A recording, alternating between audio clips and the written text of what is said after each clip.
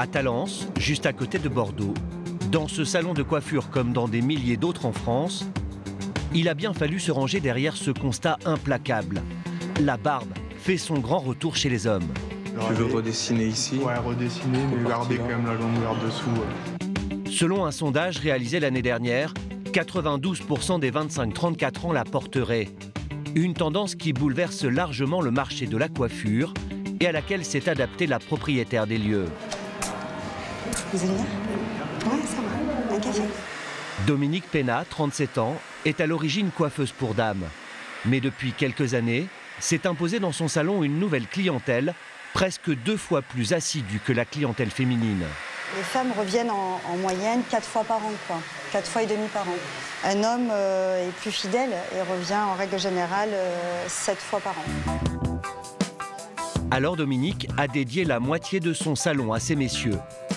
Et pour qu'ils puissent venir faire confortablement entretenir leur barbe, elle a doté cet espace d'une décoration en bois, de sièges chromés et d'authentiques barbiers habillés à l'ancienne. Ils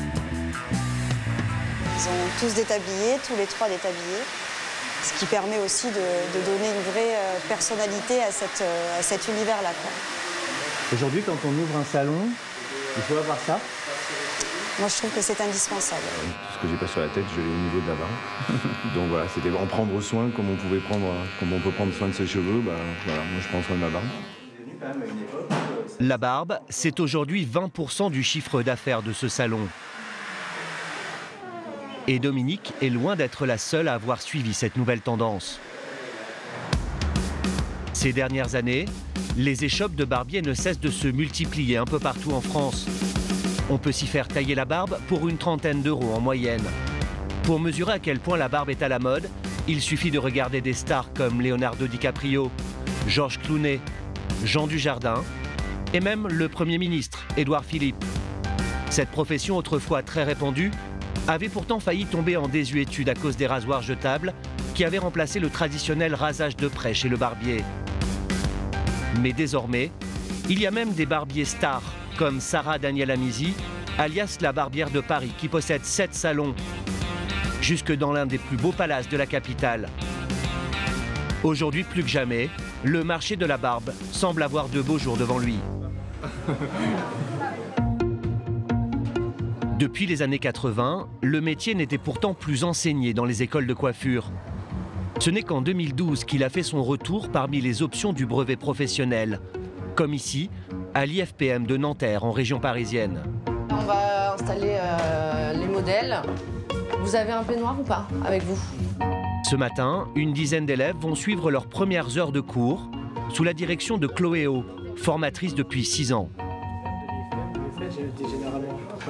Au niveau des commissures, vous avez vu son poil, il monte très près des lèvres. Oui. Donc voilà, attention, vous avez juste enlevé un tout petit peu là. Oui, voilà. Ça. Et on fait, s'il vous plaît, toujours très attention. Vous avez un outil tranchant là dans la main, d'accord? Sur la soixantaine d'élèves qui passent chaque année leur brevet professionnel dans cette école, près de la moitié choisissent l'option barbier. Car il ne leur a pas échappé que le métier avait à nouveau un avenir. J'adore et vu que moi j'ai comme objectif d'ouvrir mon salon plus tard, je veux tout faire. Tout. Vous voulez être formé dans le maximum de choses, notamment la barbe. Mais parce que vous savez aussi qu'il y a beaucoup de demandes en barbe. Avec la multiplication des salons de barbiers, c'est un autre business qui explose, celui des produits d'entretien pour la barbe. Des dizaines de marques s'y sont mises. On trouve des huiles, des mousses et même des masques. Un marché qui a atteint l'année dernière 6,5 millions d'euros. Le leader sur ce secteur est une marque venue des États-Unis, American Crew. Bonjour messieurs. Son directeur général, Charbel Catra, a rendez-vous chez un barbier parisien pour lui vanter ses produits. Depuis qu'on s'est vu il y a 2 semaines, on s'était dit que la prochaine fois, on va se voir avec notre all-star Samy Peto pour faire une petite démo sur les produits. Face au succès des produits pour la barbe, la marque sort sans cesse de nouvelles références. Nous sommes sur des croissances à 2 chiffres depuis maintenant 9 ans et on continue à croître. C'est Simon, un client régulier du barbier, qui va jouer les cobayes aujourd'hui. Ça va, tu te sens... Ouais, ça va. T'es à l'aise? On va appliquer sur les zones à raser uniquement un complexe d'huile essentielle à base de clou de girofle. C'est un best-seller. Celui-ci, il est à base d'aloe vera. Je vais simplement faire ça et le déposer uniquement là où on va raser. On va appliquer un baume hydratant sur la peau, là où on a rasé, mais également sur le visage. Chaque produit coûte en moyenne 20 €.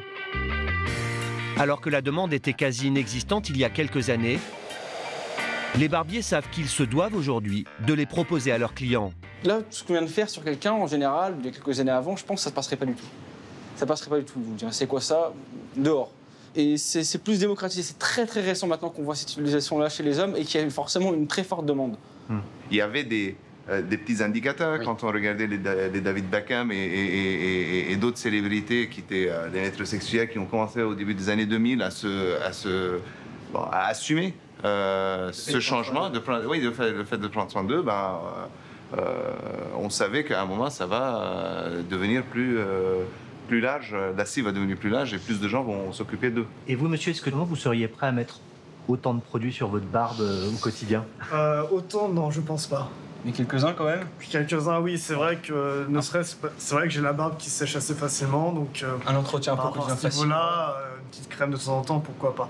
Mais moi personnellement, je trouve que ça fait un peu trop. Entre la taille et les produits, entretenir sa barbe revient à une cinquantaine d'euros par mois.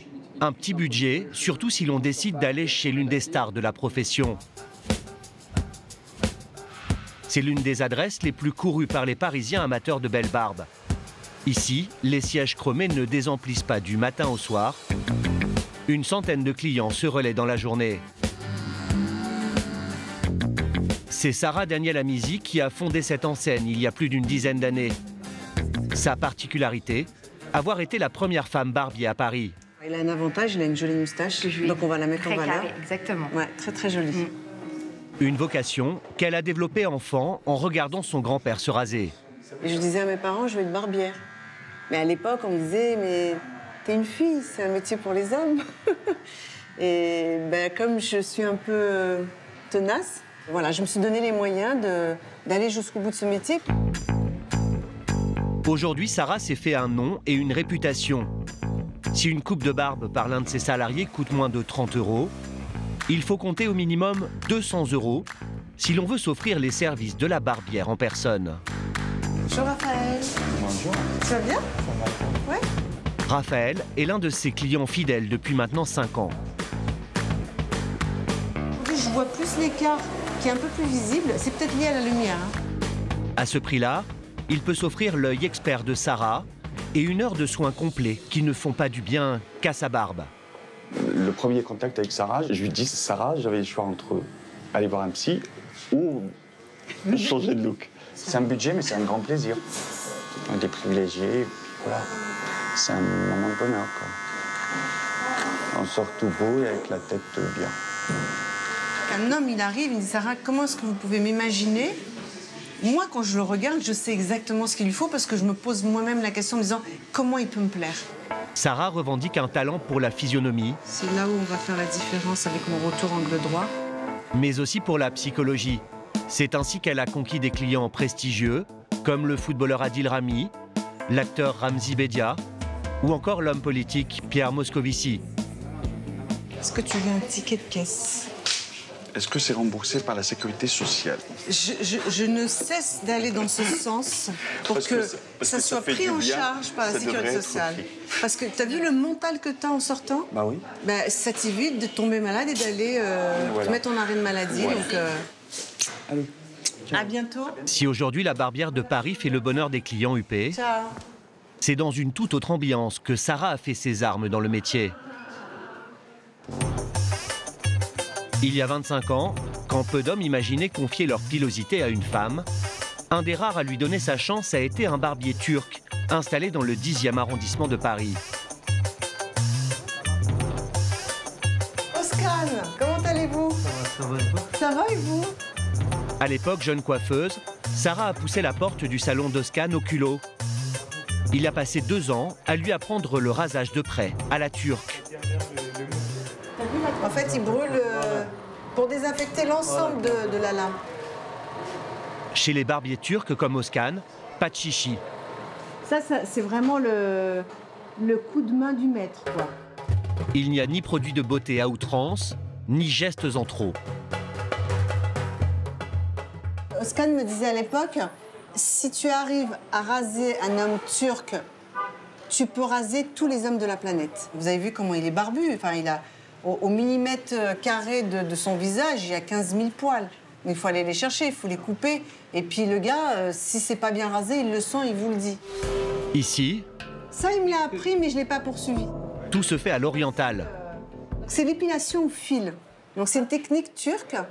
Il va venir lui épiler juste les pommettes, au lieu de les raser, parce que du coup, ça renforce le poil, le couper, mais ça fait horriblement mal. Pour éliminer les derniers poils, Özkan a un moyen encore plus radical. Tu vas brûler? Voilà. Maintenant, ah oui. Tu peux brûler. Tiens. Ah non, moi je peux pas le brûler. Non, pas de problème. Faut la prendre. Ah oui, cette technique-là, je la connaissais pas moi. Aujourd'hui, le travail de Sarah n'a plus grand-chose à voir avec ses techniques traditionnelles. Il y a quelques semaines, un dimanche matin à l'aube, la porte de son salon est exceptionnellement ouverte. À l'intérieur, un drôle de rassemblement de barbus. Du viking au gentleman du 19e siècle, en passant par des extensions extravagantes. Et à la manœuvre, une Sarah très stressée. Non, tu défais pas tout le nez. Dans quelques heures, la barbière va faire défiler une cinquantaine de barbus sur scène à l'occasion du mondial de la coiffure. Cela fait des mois qu'elle prépare ce moment pour lequel elle n'a pas hésité à investir 80 000 €. 100% c'est des clients. Donc c'est monsieur tout le monde. Et c'est ce que j'avais envie de représenter, c'est que dans le public, les gens qui peuvent voir notre travail puissent s'identifier à monsieur qui est... Voilà. Pour connaître le principal sujet de conversation ce matin, pas besoin d'aller chercher très loin. Mais deux barbus ensemble, ils parlent de poils, ils parlent de barbe, ils se touchent la barbe, mais ça dérange pas. Par contre, quand il y a un imberbe qui vient vous demander « Ah, je peux toucher ?» Non, non, tu touches pas. Mais entre barbus, ça nous dérange absolument pas. On compte, il y a 70 personnes qui doivent monter. Allez, c'est parti. Et 4, 6. Direction le parc des expositions de la Porte de Versailles. C'est ici que Sarah va montrer son savoir-faire devant des centaines de professionnels de la coiffure. Alors je vous demande, mesdames, mesdemoiselles, messieurs, de lui réserver un tonnerre d'applaudissements. Mesdames, mesdemoiselles, messieurs, voici la barbière de Paris. Un défilé de barbus, on n'y aurait pas forcément songé. Mais c'est la 4e fois que Sarah l'organise. Et à chaque fois, sa prestation est très attendue ici.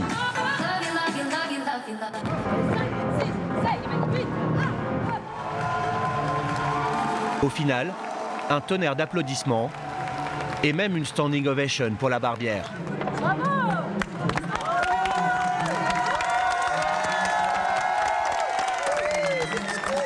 Aujourd'hui, Sarah ambitionne de faire de la taille de barbe un art.